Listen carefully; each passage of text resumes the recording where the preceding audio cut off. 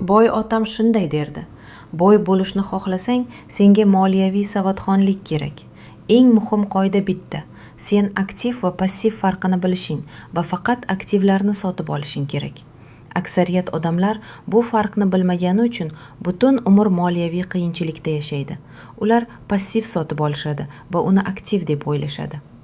Aktiv va passiv nima? Boy otam buni juda oddiy tushuntirgan. Aktiv sening cho'ntagingga pul olib keladigan narsa. Passiv esa cho'ntagingdan pulni olib ketadigan narsa. Agar boy bo'lishni istasang, faqat aktivlarni sotib ol.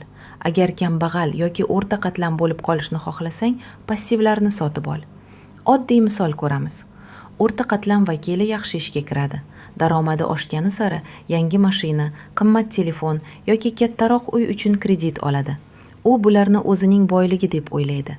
Lekin aslida bu narsalar har oy uning cho'ntagidan pul olib chiqib ketadi. Mashina xarajatlari, uy uchun soliq, kredit foizlari. Daromad qancha ko'paymasin, xarajatlar ham shuncha oshib boraveradi. Boylar esa pullarini aksiyalar, ijaraga beriladigan uylar yoki o'z-o'zidan daromad keltiradigan biznes kabi aktivlarga sarflaydilar. Bu aktivlar har oy ularga qo'shimcha pul olib keladi. Vaqt o'tishi bilan aktivlardan keladigan daromad kundalik xarajatlarni to'liq qoplaydi.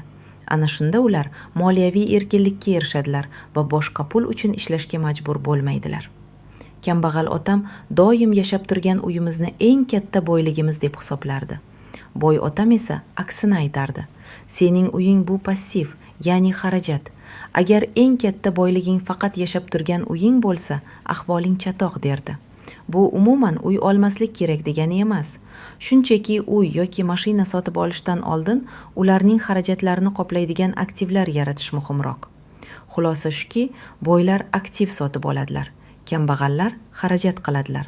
O'rta qatlam esa passiv sotib oladi, lekin uni aktiv deb o'ylaydi. Hayotingizda qaysi biri ko'proq? Aktivlarmi yoki passivlar? Keyingi qismda nima uchun boylar yanada boyib ketishini ko'rib chiqamiz. Biz bilan qoling.